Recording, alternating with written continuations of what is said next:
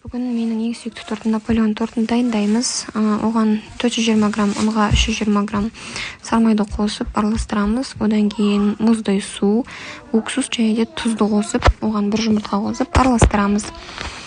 Араластырған массамызды ұнның массасына қосып, оны да бір араластырып, қатты тесті илейміз. Оны морозильникке салып қоямыз.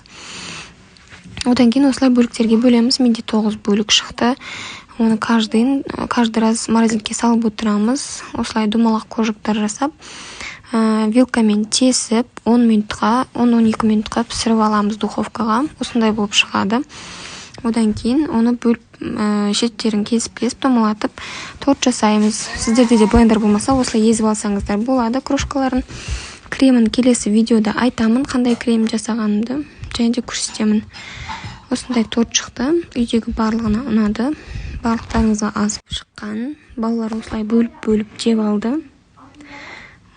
Осындай прям күшті болып сіңіп шыққан. Бізге аз болсын. Сіздердің назарларыңызға көптен көп рахмет.